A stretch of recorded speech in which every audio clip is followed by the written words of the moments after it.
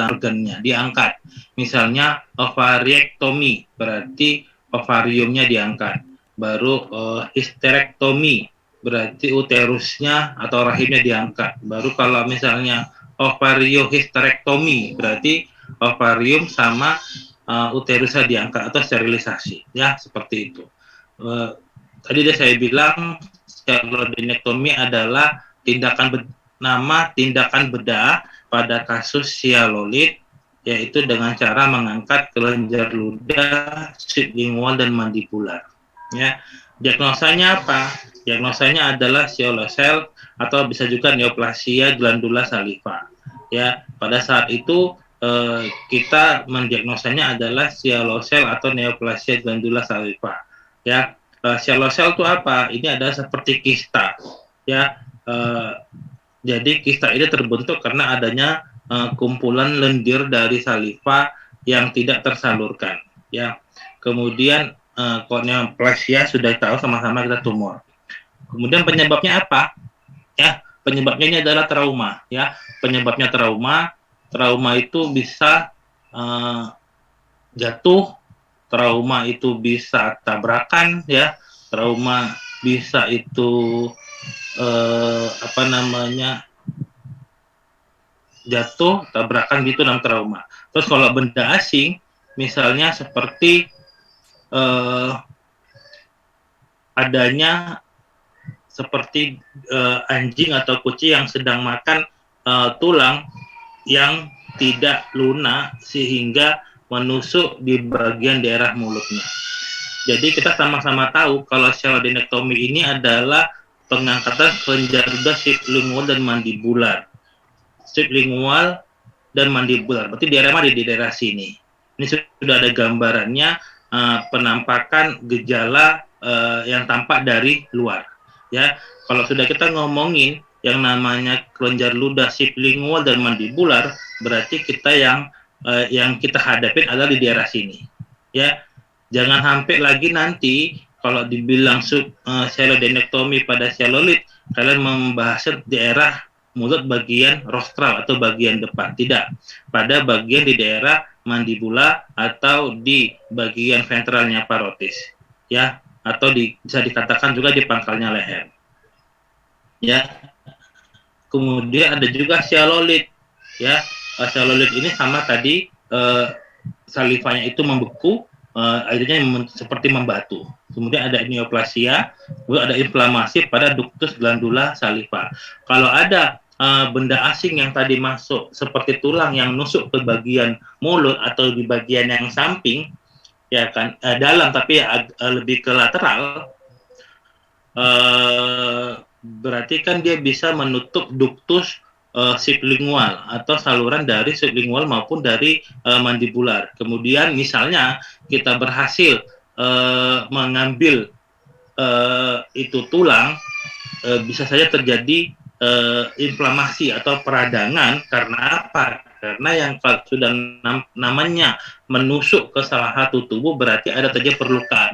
Kalau terjadi perlukaan berarti kemungkinan besar akan terjadi inflamasi. Ya, seperti itu. Kemudian ini ductus buntu, ya, salurannya buntu dan sekresi kelenjar itu meluap, bocor dan menyebar ke jaringan sekitar, mulai dari ventral mandibular, sublingual hingga cervical, ya, nampak membesar. Jadi nanti kalau kalian di lapangan, kalau kalian mendapat kasus seperti ini, kasus terbanyak biasanya kalau hal seperti ini dia terjadi infeksi atau bernanah, ya.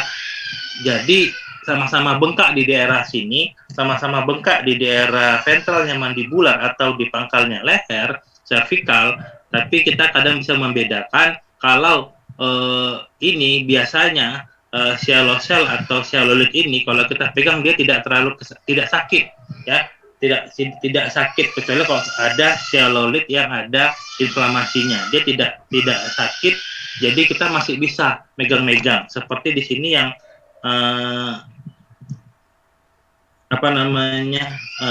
kita pegang itu genjel-genjel seperti itu, ya.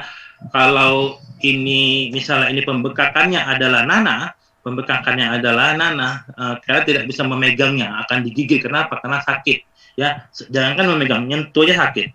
Ya, namanya inflamasi berarti apa? Kalau namanya peradangan berarti apa? Pada peradangan berarti satu, dia ada perubahan warna menjadi lebih kemerahan, perubahan suhu menjadi lebih panas, dan perubahan bentuk menjadi lebih besar, ya, atau ödem, seperti itu. Kemudian dampaknya apa?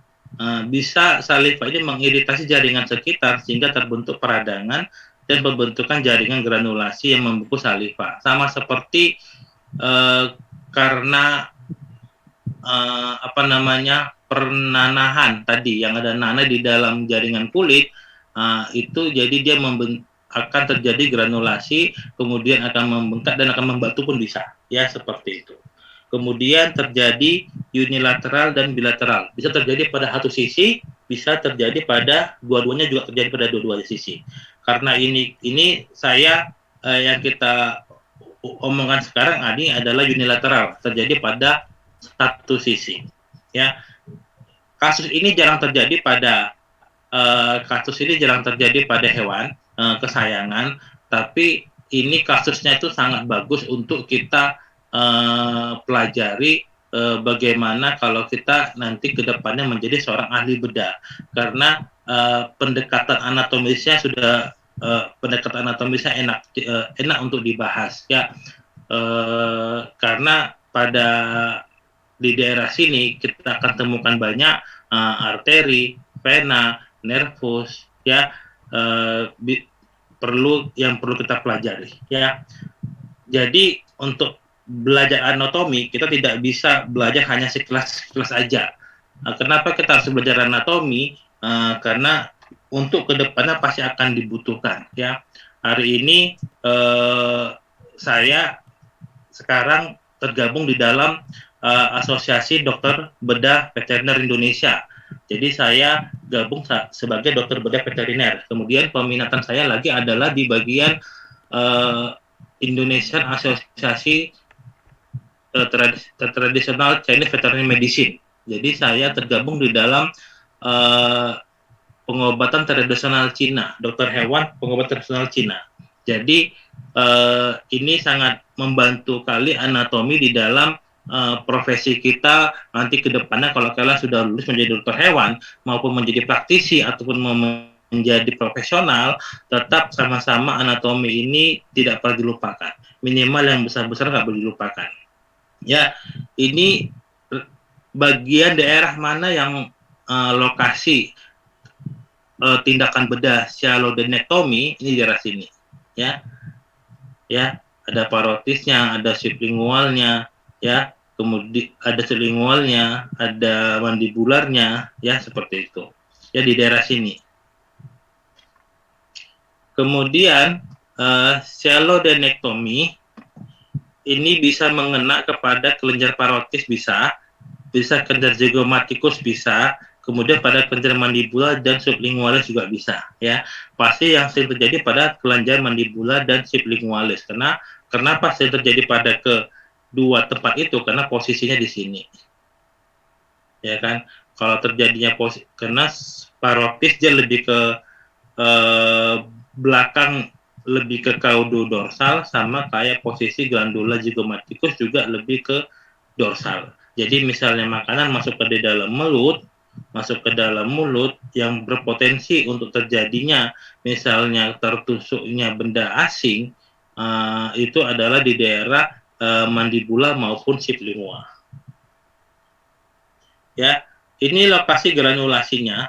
Lokasi granulasinya adalah di ventral sublingual. Ya, di ventral sublingual. Jadi kalau kalian lihat seperti ini, terjadi di lateral frenulum, ya. Yang mana frenulum, ya, frenulum. Ini frenulum di ventralnya dari lingua, dari lidah, ya. Nah, terus ini terjadi granulasi pembesaran. Jadi dari sekarang perlu saya omongi kalian ini bahwa dari sekarang pelajari, dari sekarang belajar kita untuk melihat hewan kita, peliharaan kita maupun sapi, mau ayam, mau kucing, mau anjing, mau kambing, apapun hewan yang ada di sekitar kita pelajari bentuk normalnya, kita pelajari kondisi normalnya, ya. Kalau kondisi normalnya kita sudah paham, maka kita akan tahu dia dalam keadaan sakit.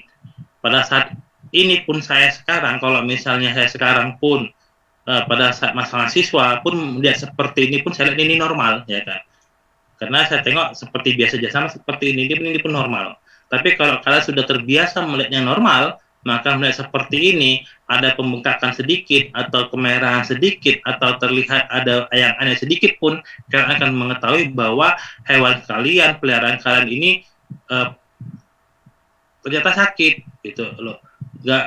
Nggak perlu kita periksa apapun, kita tahu kondisi kita hewan kita sedang sakit, baru kita bawa atau kita periksa lebih mendalam lagi, ya. Kemudian bentuk dan konsistensinya, ya, benjolannya ini lunak dan gembur, ya. Tadi saya kasih tahu di awal bahwa kondisi sialosel ini jika dipegang ini masih bisa, hewannya tidak terlalu sakit, kecuali kalau kita tekan kuat baru terlalu sakit. Tapi kalau tadi pembekaannya karena nanah, kita sentuh aja sudah sakit hewannya. Oke, diagnosa bandingnya apa dari kasus-kasus serupa dalam penanganannya? Ini adalah kasus-kasus yang membutuhkan bedah, sialodenosis, non-infectious sialodenitis, necrotizing sialometaplasia, sialosel, sialolet. Ini kita tidak perlu membahas ini lebih dalam, ya, karena kita hari ini kita belajar anatomi 3, kita tidak belajar bedah dan tidak belajar ilmu penyakit dalam. Ya, inilah yang dikatakan tadi bedah unilateral. Kita bedahnya pada satu sisi. Kalau dia unilateral, berarti posisi si hewannya ini posisinya posisi lateral atau menyamping. Tapi kalau dia bilateral berarti posisinya si hewannya kita buat posisi ventral atau posisi telentang. Ya, ini pasien dibaringkan lateral, kaki depan diarahkan kaudo ventral. Saya mau nanya yang namanya Puji Ari Setiawati.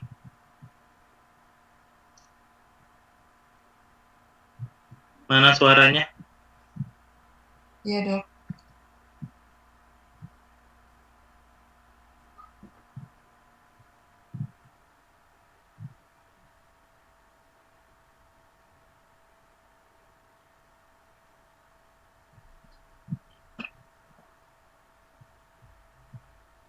Puji Ari Setiawati, suaranya mana?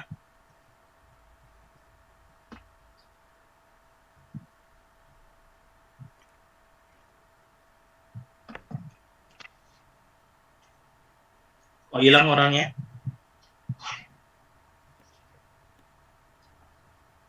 Puji Aris.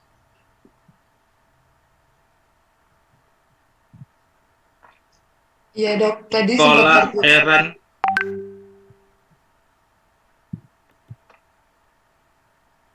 Iya, Dokter.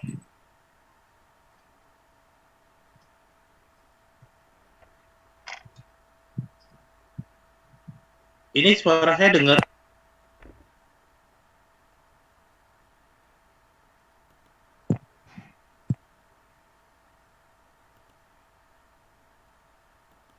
Halo, halo. Halo, terdengar.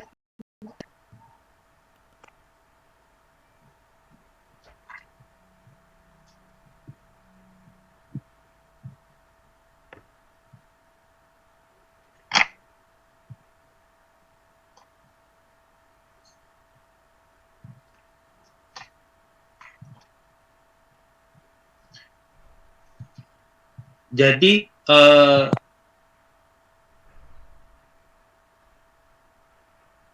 jangan anatomi aja, semua. Jadi gini loh, ini beberapa yang saya alami saat ini, ya. Uh,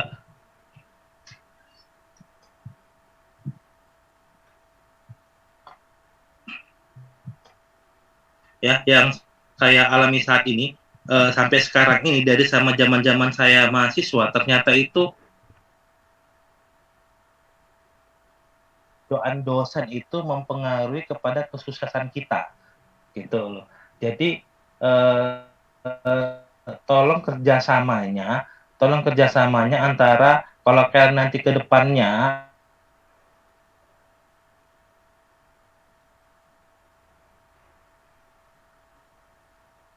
titik misalnya tugas segala macam tolong dikerjakan ya. Sama kayak kita surga kita ini di tangannya orang tua kita ya. Surga kita di tangan orang tua kita, gitu juga kesuksesan kita ini ada di tangannya dosen ya. Walaupun kalian pintar, tapi kalau kalian tidak ada kerjasama dengan dosen atau kalau dosen sesuatu minta sesuatu, tapi kalau kalian uring-uringan, malas, berarti kan dosennya kan nggak ridho. Dosen nggak ridho tuh susah. Tapi rata-rata dosen semua ridho sih biasanya, karena ikhlas biasanya, karena sudah dari dulunya menjadi seorang pendidik. Ya, ini saya bilang lagi bahwa pasien dibandingkan secara lateral, kaki depan diarahkan caudoventral. Caudoventral ini apa maksudnya? Berarti kakinya itu diarahkan ke belakang, ke daerah ventral atau ke bawah ya. Jadi di ventral seperti ini posisinya kakinya. Nggak, kalau misalnya kita bilang misalnya kita bilang kraniodorsal berarti kakinya ke depan. Kranio ke depan, baru dorsal ke atas ya, seperti itu. Jadi kalau ini kan yang mau kita bedah adalah di daerah mandibula, berarti kaki depannya kita arah caudoventral. Kemudian area bedah kepala lateral termasuk telinga, bibir atas dicukur dan secara aseptis. Ya, dicukur ya, daerah telinga, daerah bagian lateral sini, mungkin bibir atas juga ya, terguna di aseptis. Kemudian posisi kepala ditinggikan dengan handuk ya pada bagian kepala dan pangkal leher ini, dan bagian mulut direkatkan agar lebih stabil. Oke, sayatannya adalah longitudinal. Sayatan longitudinal.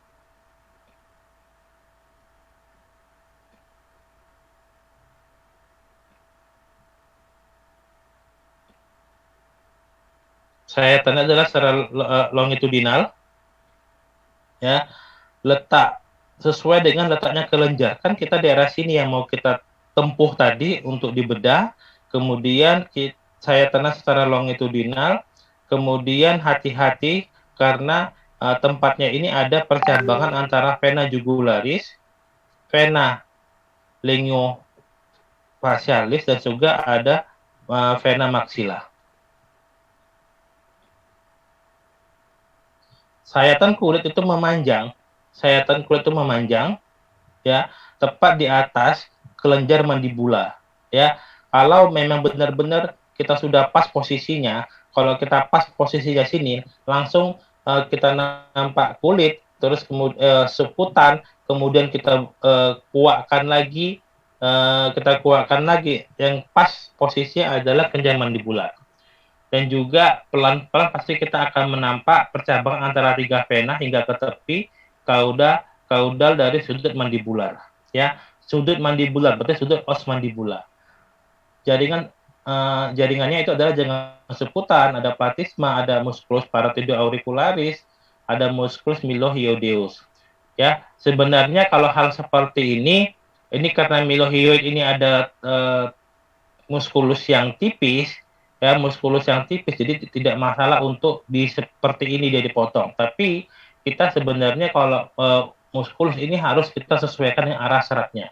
Makanya kita kalau mau menjadi ahli bedah, kita harus paham bagaimana anatomi. Ini kasus terjadi yang di Aceh ini adalah kasus yang jangankan di Aceh, maksudnya di Indonesia pun jarang terjadi, sehingga kita untuk melakukan hal seperti ini kita harus belajar dulu. Jadi kita buka atlas dulu, buka textbook dulu, buka gambar-gambar dulu. Apa yang di sini yang harus kita pelajari? Apa yang kita pelajari? Di mana posisi vena, di mana posisi arteri, di mana posisi nervus, kemudian misalnya di situ ada ototnya itu arah seratnya kemana?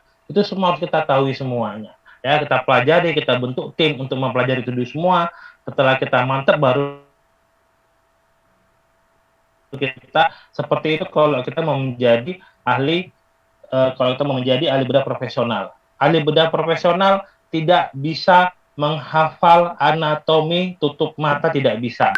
Harus tetap belajar dulu sebelum dia membedah.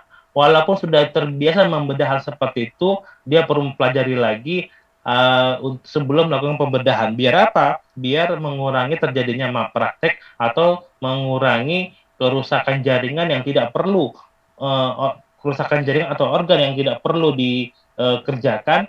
Jadi pembedahan dapat dilakukan secara sempurna, minimal sebaik-baiknya.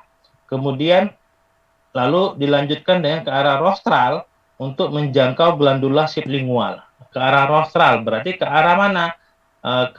Lebih ke arah kranial menuju ke mulut. Nanti akan ketemu glandula sublingual. Jika masih sulit lagi untuk menjangkau sublingual, kan kita hari ini kan mencari glandula mandibular sama glandula sublingual. Jadi jika sulit untuk mendapatkan glandula sublingual yang di daerah rostral, kita bisa mengkuatkan atau menteraksi atau mentarik sedikit muskulus digastricus ya ke arah atas, ke arah dorsal, baru kita akan mendapatkan glandula sublingual. Ini kan glandula pas tadi kita buka ketemu glandula mandibula, yang sublingual sulit kita dapatkan. Ini tadi muskulus digastricusnya ini kita tarik ke atas untuk mendapatkan glandula sublingual. Ya, terlihat glandula sublingual terbungkus oleh kapsul jaringan. Ya, nampak terbungkus sehingga memudahkan batas pengangkatan. Kemarin ada yang nanya, kenapa pembedahannya dilakukan di daerah sini? Ya, bukan di daerah sini. Kan langsung aja di posisi pembekakannya. Ya, kenapa di daerah sini? Karena posisi aslinya glandula sublingual sama glandula mandibula posisinya di sini, bukan di sini posisinya. Ini kan adalah efek dari pembesaran glandula sublingual sama glandula mandibular. Jadi posisinya yang kita ngambil posisi pangkal atau tempat posisi aslinya di mana, ya, bukan membedah. Kecuali kalau kita misalnya mau membedah tadi pernanahan, boleh kita ngambil di daerah agak lebih ke ventral sayatannya. Kenapa lebih ke ventral sayatannya? Ya, ke ventral sayatannya karena nanah isinya cairan, jadi perlu kita buka sedikit. Kadang ada nanah yang harus dikeluarkan untuk menghabiskan produksi nanah yang ada di dalam satu jaringan. Ya. Kemudian pengangkatan glandula mandibula bisa disisakan sebagian. Ya. Kalau diambil glandula sublingualnya atau glandula mandibulanya, jadi untuk saliva dari mana produksinya? Kan tadi sudah saya bilang di awal bahwa kalau kelenjar saliva itu bisa diambil dari beberapa kelenjar yang lainnya. Ya, ini diangkat masih ada 2 kelenjar yang lainnya, walaupun produksinya tidak semaksimal apabila lengkap, ya, seperti itu. Kemudian dilanjutkan apa lagi? Tadi ini yang kita ulangi lagi, dilanjutkan di terowongan di bawah musculus digastricus, ini kita sedikit tarik ya untuk mengangkat glandula sublingual. Ya, untuk seperti ini kita harus hati-hati terhadap nervus. Ya, ada nervus sublingual di sini, ada nervus lingualis di sini, ya, ada nervus lingualis, ya. Jadi kita harus hati-hati kalau kita mau membedah. Jadi teori yang ada di textbook, teori yang ada di atlas itu jadi gambaran kita untuk membedah, ya. Jadi gambaran kita untuk membedah, tapi kenyataan yang ada pada saat kita membedah pasti berbeda-beda. Apalagi kita mempelajari berbagai macam jenis hewan. Anjing aja ada ratusan breednya. Belum lagi kucing lagi, belum lagi hewan-hewan yang lainnya. Jadi itulah perlu belajarnya anatomi. Jadi kita tahu posisi arteri, posisi vena yang mana. Kita harus menghindari arteri, kita menghindari vena. Kita juga harus menghindari nervus. Jangan sampai terpotong. Ya kan, jangan sampai terpotong. Terus kalau kita ketemu kalau kita lihat itu ada ototnya itu pun kita lihat arah seratnya kemana, ya. Otot itu arah seratnya kemana. Jadi kita tidak asal untuk memotong muskulus sehingga muskulusnya itu nanti tidak maksimal bekerjanya. Kenapa? Karena arah seratnya pada saat kita penyambungan muskulus itu sudah berbeda. Muskulus yang tidak dipotong dengan muskulus yang dipotong kemudian disambungkan kembali dengan jahitan itu sudah berbeda fungsi dan pergerakannya, ya. Jadi harus paham kita arteri mana, vena mana, nervus mana, dan otot-otot mana-mana, ototnya perlu dipotong enggak atau cukup dikuatkan apa enggak. Bukan hanya serat otot, tapi juga kita lihat ketebalan ototnya, ya. Ketebalan ototnya ini otot yang selapis kah atau otot yang tebal kah seperti apa. Jadi harus kita paham semuanya sebelum kita melakukan pembedahan, ya. Profesi yang tidak pernah berhenti belajar adalah profesi dokter. Apapun kasusnya, jangan pernah kita anggap remeh terhadap kasus, jangan pernah kita anggap enteng dalam satu kasus, tetap kita belajar.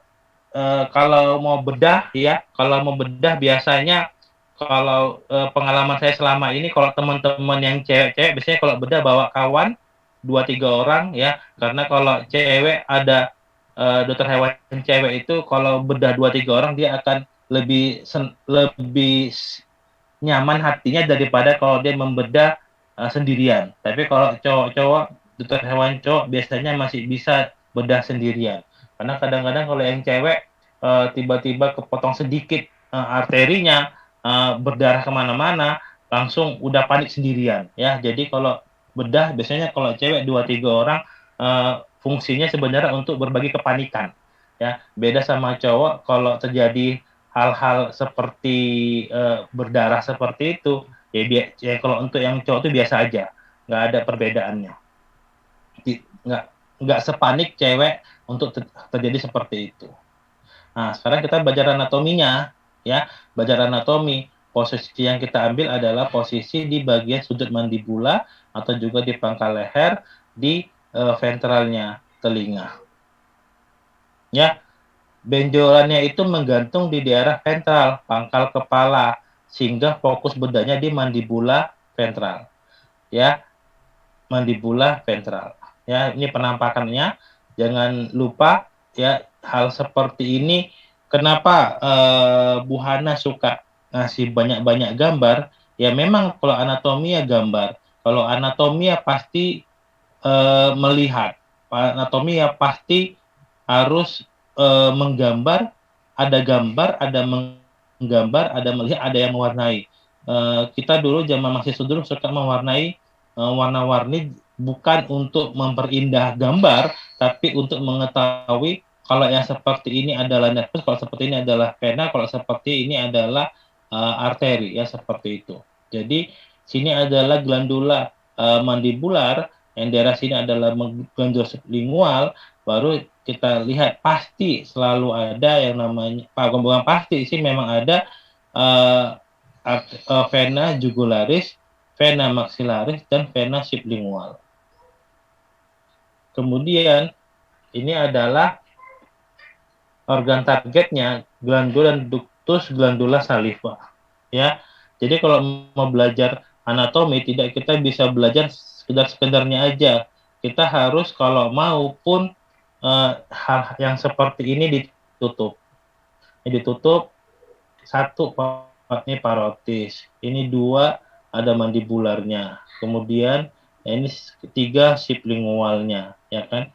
Terus sini yang XX ductus-ductusnya, ya, seperti itu. Ini yang zygomaticus, ya. Ini tadi saya bilang pas ini kan tadi kan dibedah,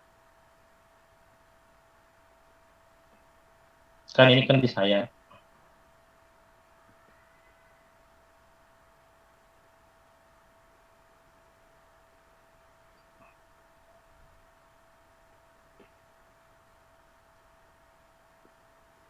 Yang ini kan di sayap, ya kan. Begitu di insisi pakai scalpel, di sisi pakai scalpel kelihatan glandula mandibularnya. Ini kan bisa kita ambil. Terus kalau mengambil yang sublingual, kita kadang agak kesusahan kalau ngambil dari atas. Tadi kita bisa kuatkan ke atas si yang ini kan muskulus, yang saya tunjuk ini muskulus digastricus, kita bisa ngambil dari bawah glandula sublingualnya, ya, seperti itu. Jadi pelan-pelan dipelajari, bukan oh ini parotis, ini mandibular, ini sublingual, ini zygomaticus, sudah selesai. Tidak, kita benar-benar pahami, benar-benar kita pelajari, ya. Jangan anggap sepele dengan anatomi. Dengan anatomi kalian bisa kemana-mana, ya. Apapun profesi kalian, anatomi pasti berguna, ya. Kemudian ini kita glandula dan ductusnya, yang sini,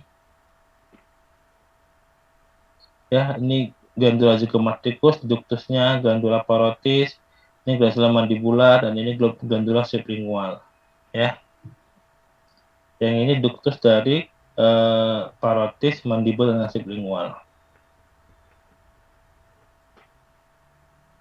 Oke, saraf otonom untuk sekresi kelenjar saliva. Kelenjar saliva ini sarafnya itu saraf apa? Saraf parasimpatis. Parasimpatis 7 dan 9. Yang 9 ngurusin apa? Ternyata si 9 ini mengurusin glandula parotis sama glandula zygomaticus. Kalau nervus yang ketujuh, ya kan, pas ketujuh ngurusin apa? Ngurusin glandula mandibel sama glandula sublingual. Ini penting, wajib kita pahamin semua organ tubuh yang ada di seluruh tubuh ini, nanti ujung-ujungnya pasti akan ke otak, ya. Kalian pelajari yang 1, 2, 3, 4, ya kan, kita pelajari sampai 12, ya. Kemudian titik orientasinya, ya, tulang kawasan orientasi tulang tulangnya adalah os mandibular, ya. Ada os mandibular, ada prosesus di angulus mandibular tumbuh melengkung dan mencuat tinggi, ya. Kemudian ada fossa mesenterica, ya kan, kemudian ada fossa pterygoidea. Tapi kalau kalau anak keluaran awam pasti tahu yang mana mandibula, pasti tahu. Kemudian kalau kita buka di insisi, jadi tolong nanti kalau kalian ngomong insisi, ya, perhatikan gambar saya. Kalau misalnya ini kulit, ya, ini kulit, jadi tolong kalian benar posisi menginsisinya, ya. Misalnya ini kalian ginikan posisinya benar, baru kalian insisi, ya, baru kalian insisi.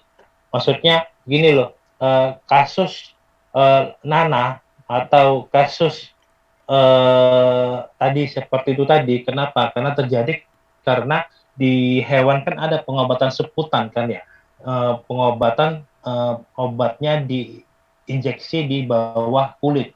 Kalau manusia kan tidak ada, ya, dan ada tapi tidak lazim pada manusia pengobatan secara seputan. Saudara saya pernah disuntik seputan karena dia alergi, karena posisi seputan kita nggak seperti hewan yang kulitnya bisa digoyang-goyang, jadi begitu disuntik sakit dan auzubillah, kata saudara saya.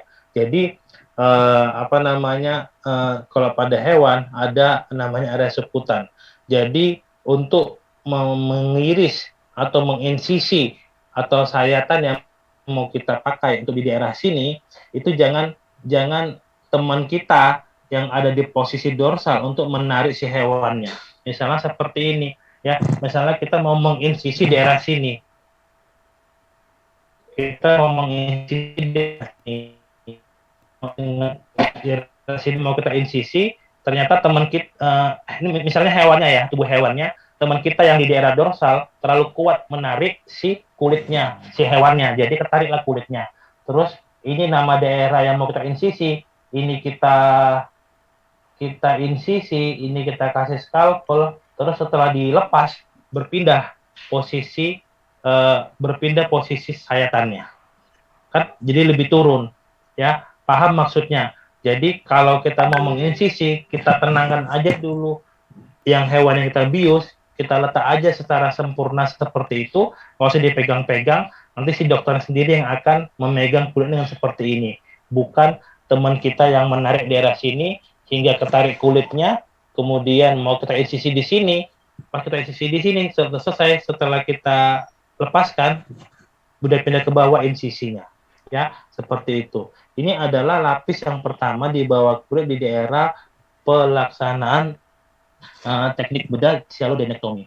Ya, ini lapis pertamanya, kita akan ketemu dengan musculus platysma, ya kan? Tapi kalau ini tetap kita pelajari, kadang pada saat kita menginsisi kulit, kadang kita nemu, kadang enggak juga, ya kan? Kadang dia terikut sama kulit, kadang enggak juga. Jadi harus sama-sama kita pelajari, ya. Jangan anggap sepele dengan pembedahan yang kita lakukan, ya. Kemudian pada lapis kedua kita akan menemukan apa? Ada kita temukan musculus digastricus, ya kan? Kemudian ada kita temukan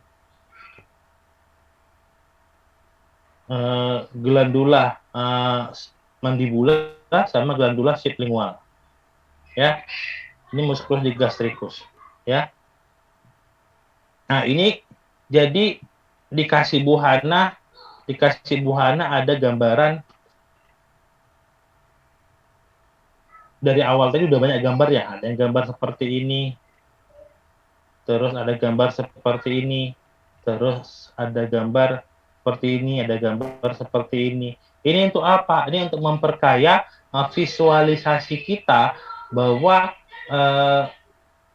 teori yang kita belajari di buku itu pada kan teori itu kan di buku itu kan teori ya, tapi kan di lapangan itu kan pelaksanaannya kadang suka berbeda, tapi berbedanya nggak signifikan, itu tetap paling-paling ke depan sedikit ataupun tidak terlalu nampak ataupun posisinya mungkin pada hewan gemuk, pada posisi hewan normal nggak ada masalah, ya. Tampak kan ini vena-venanya, vena jugularis, vena maxillaris, vena sublingualis. Kemudian pada lapis kedua, musculus di regio ini apa? Nah,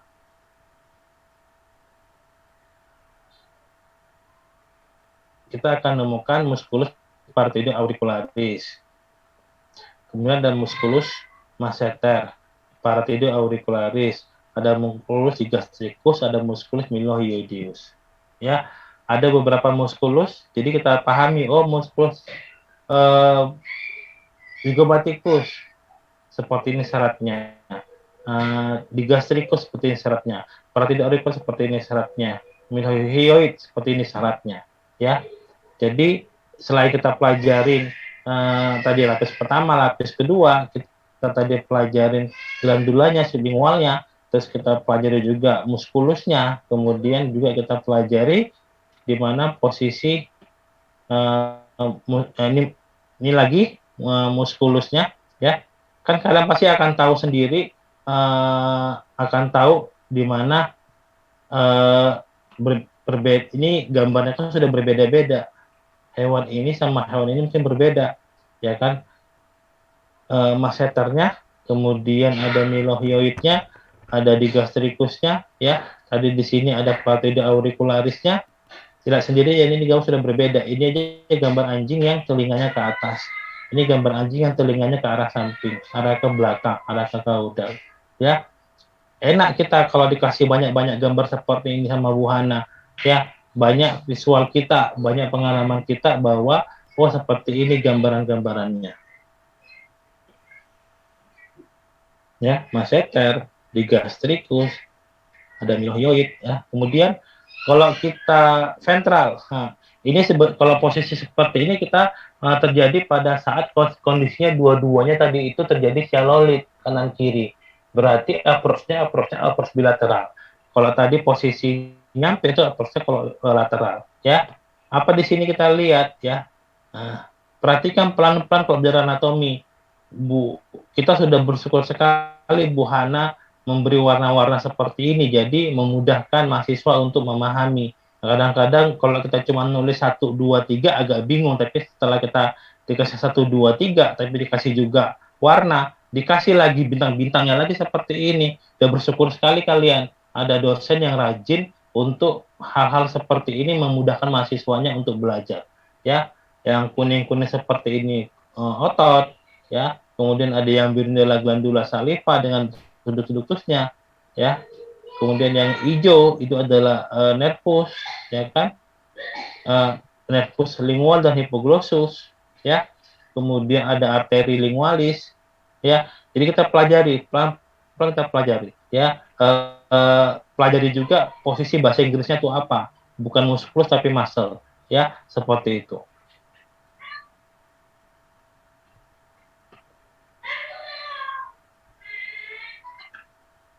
Kemudian struktur ventral pada mandibula yang tadi lagi, ya, ada milohioid, ada musculus digastricus, ya, ada nervus lingua, kemudian ada arteri fascia, ada musculus masseter di sini, ada arteri lingua, ya.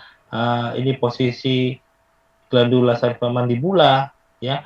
Terus ini ada vena lingua, ya, seperti itu. Jadi ini kayak ini kan musculus digastricus. Ini harus kalian pahami.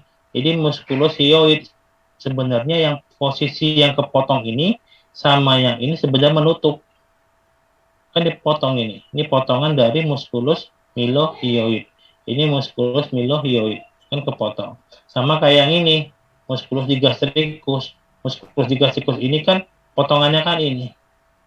Jadi terbukalah musculus digastricus baru nampak ini. Tapi ini bukan prosedur pembedahannya bukan seperti ini. Ini adalah kita bicara anatominya. Bahwa kalau digastricus dipotong nampak ini, milohyoid dipotong nampak ini, ya.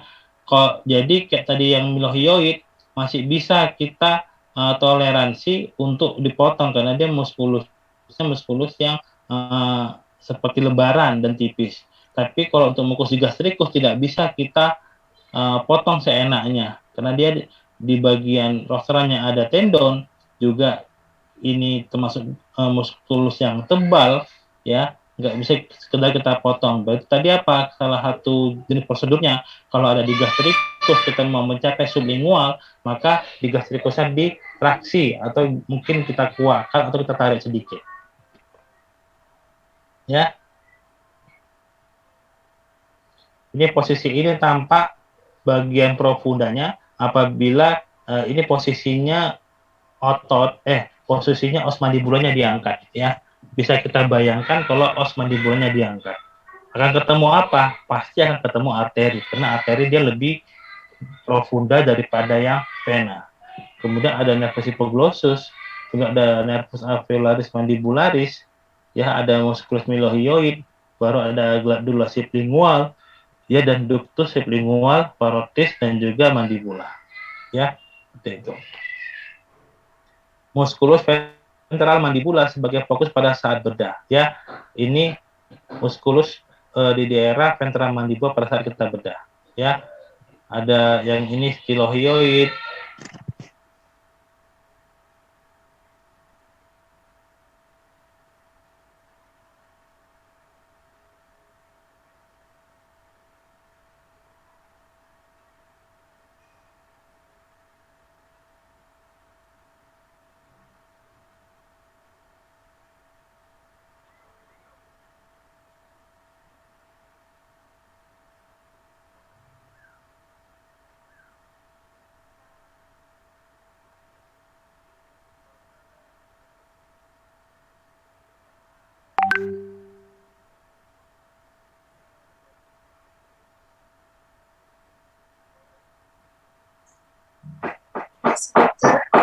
Suaranya tidak terdengar.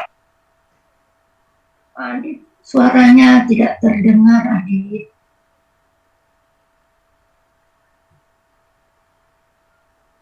Dokter Adit, suaranya hilang.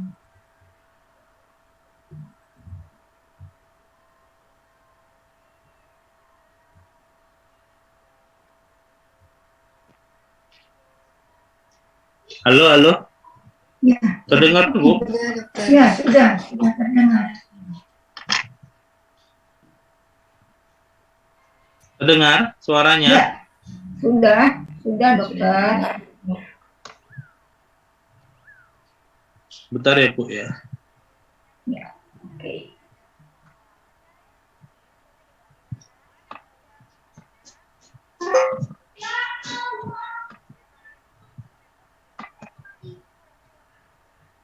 Oke, ini imajinasi kita di Profunda bagian daerah kerongkongan. Jadi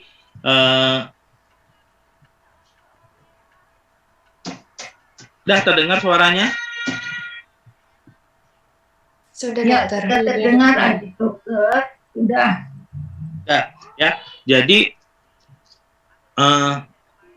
seperti ini ya, kita kalau mau jadi dokter bedah tadi ya kita sudah menghafal tadi yang ada di textbook, yang ada di atlas. Begitu juga kita yang di lapangan pada saat kita melakukan pembedahan juga kita sudah ada membayang-bayangkan. Oh, nanti kalau saya di sini ada ketemu ini, kalau kita sayat di sini ada ketemu ini. Nanti kalau saya sayat di sebelah sini tadi, misalnya kita tadi kan sayat di daerah sini, kita akan ketemu, oh berarti di sebelah kaudalnya ada vena jugularis, nanti di sebelah dorsalnya ada vena maxillaris, di daerah ventralnya ada vena linguofacialis. Nanti gitu seperti itu kita kalau lagi praktek bedah gitu ya, baru nanti atas sedikit nanti ada di gastricus. Nanti pas waktu kita buka kulit seperti apa, seperti tebak-tebakan ya. Walaupun kita sudah paham, sudah ngerti itu teorinya, tapi begitu kita di lapangan itu seperti tebak-tebakan. Dan sangat senang sekali rasanya apabila pada saat kita buka itu ternyata sama dengan yang di textbook, itu kita sangat senang sekali, seperti menemu door prize gitu loh. Baru oh ya, oh ini ada di gastricusnya beneran, oh ini ada glandula glandula mandibulanya ada di sini. Tuh bahasanya senang banget rasanya, seperti itu.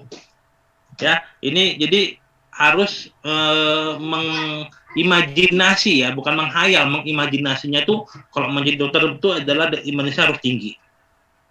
Ya, ya kita harus pahami juga bahwa jalur arteri di permukaan ini seperti arteri komunis.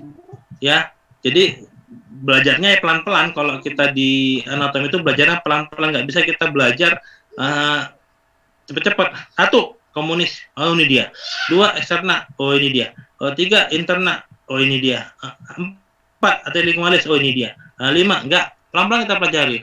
Satu, arteri karotis komunis. Oh dari sini, ya berarti ada karotis eksterna, mencabangkan atau eksterna. Kemudian ada karotis interna, oh ke sini. Kemudian ada arteri lingualis, oh mencabangkannya ke sini. Berarti ada lagi, oh ini mana? Ini adalah facialis. Dari mana di cabangnya ya? Nah seperti itu. Jadi kita belajar itu ngayal, belajar itu ngomong sendiri, ya belajar itu ya imajinasi tinggi. Dan kalau anatomi tidak bisa kita belajar sendiri, belajar sama teman yang lebih paham atau kita bekerja sama belajar. Jadi di anatomi itu yang boleh jangan di anatomi dimanapun tetap bekerjanya bersama-sama, tapi pada saat ujian sendiri-sendiri, ya seperti itu. Nah, ini vena lokasi pertigaan kerongkongan, vena maxillaris, ya, linguofacial dan vena jugularis, ya. Kalau mau kita jadi pada saat kita mau menginsisi dengan scalpel, kita tidak perlu ya kadang kita menskalpelnya di sini. Saya kasih warna lain.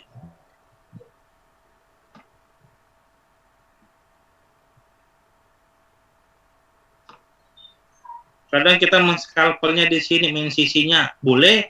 Kadang kita mensisinya di, karena kan namanya kulit kan bergerak namanya kulit kan. Sini boleh ya, agak sedikit. Jadi nggak usah kita katanya longitudinal sayatannya ya, longitudinal sayatannya berarti kita harus harus tahu, paham, harus sesuai dengan yang ada di situ gitu. Belum tentu. Jadi kadang-kadang kita 1 cm ke arah atas, 1 cm ke arah ventral sedikit diperbolehkan.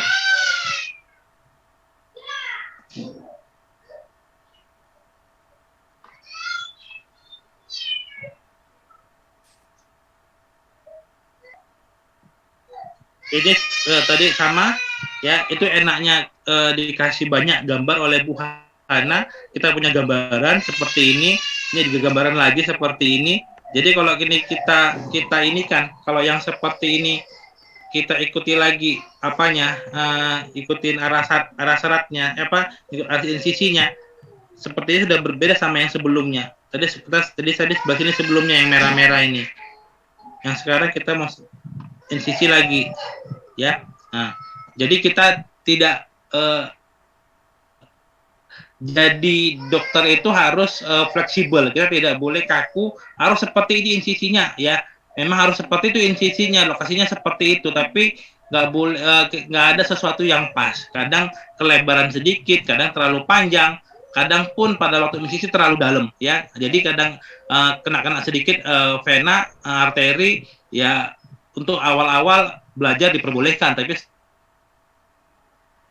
setelah bolehkan, dan tapi tidak ada dikatakan bahwa manusia ada yang sempurna. Walaupun sudah senior, mau nggak mau pasti juga akan kadang-kadang kesentuh itu vena, kesentuh itu arteri, ya, pada saat pembedahan.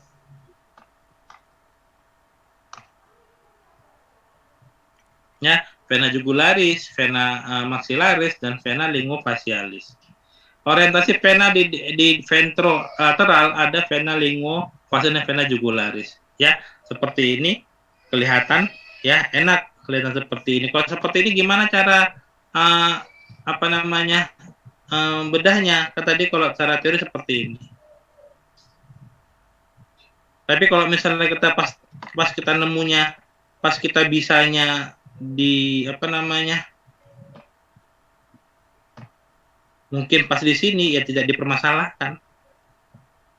Ya, yang dipermasalahkan kalau kalian sialodenektomi, kalian melakukan sialodenektomi, tapi kalian melakukan insisinya di daerah sini.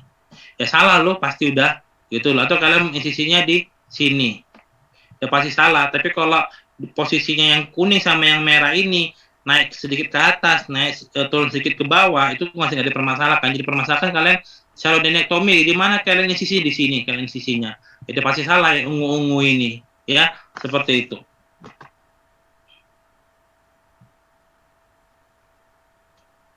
Terus kita pelajari, ya, kelihatan tadi ya, di vena jugularis, vena linguofacialis. Nervus superficial di kawasan bedah, berarti ada nervus di nervus yang terluar, yang di daerah bedah itu apa perlu yang kita hindari, ya, ramus buccalis ventralis, ya.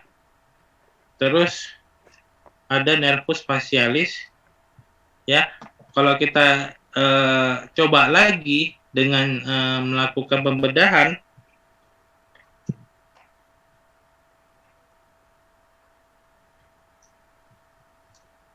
ya, kita ngambilnya di daerah sini, ya.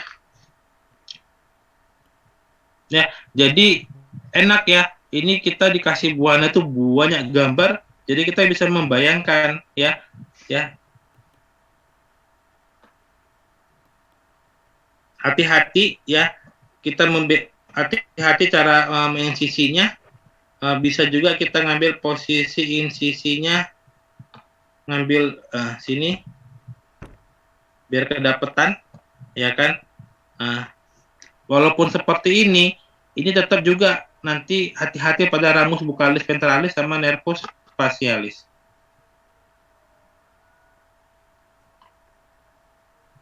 Ini tampak kepala dibagi dua pada bagian tempat median, akan ketemu sama glandula sublingual yang mana kita akan ketemu musculus digastricus, dan kemudian glandula mandibul. Jadi kalau sudah ada gambaran, ya, sudah ada gambaran bahwa kalau yang kalian kerjakan ini, misalnya kita menginsisi daerah sini,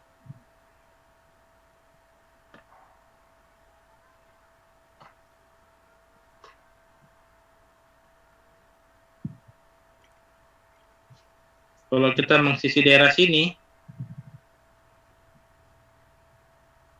ya kan, berarti kita akan memudahkan untuk mendapatkan glandula sublingual, glandula mandibula. Kemudian karena di sini ada musculus digastricusnya dan di sini posisi glandula sublingualnya, kita tadi bisa tarik ke atas sedikit untuk menarik si glandula sublingualnya untuk kita bisa serodenektomi. Baru ini ada musculus digastricusnya. Ya, enak sudah ada gambaran semua, dikasih sama Bu Hana bahwa oh ini seperti ini kasusnya, seperti kasusnya kalau kita imajinasi kita posisinya di sublingual di sini, ini ada di gastricusnya, oh seperti itu, ternyata emang seperti itu prosedurnya. Kita harus mengambil harus kita traksi dulu di gastricusnya untuk mendapatkan glandula sublingual. Kadang ada juga ngambil dari bagian posisi terowongan dari musculus digastricus. Terus ini tampak glandula sublingual, ya, bersama-sama duktusnya, ya kan? Yang tadi di sini yang di gastricusnya, ini glandula mandibula tadi. Kemudian di bawah musculus digastricus, ya, akan ketemu sama nervus hypoglossus, ya, yang warna jaring yang hijau. Kemudian tampak juga glandula mandibular, ya.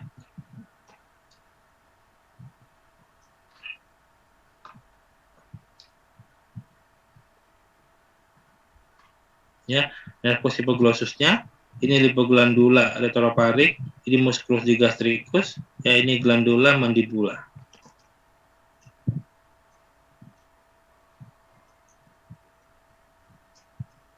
Dan ini glandula sublingual.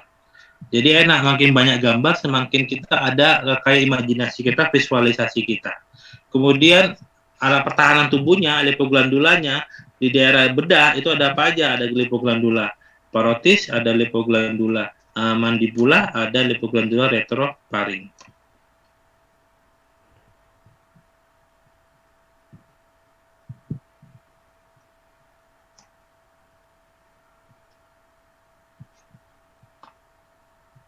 Ya, pelan-pelan belajarnya. 1 lipoglandula parotis, 2 lipoglandula mandibula, 3 lipoglandula retropharynx di balik glandula parotis. Oke, ada pertanyaan?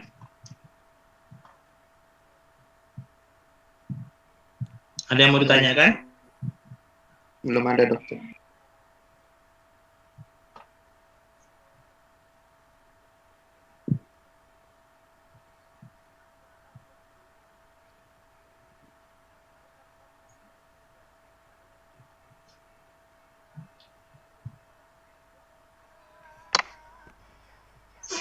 Yuk, silakan bertanya mahasiswa, mumpung ada Dokter Adit.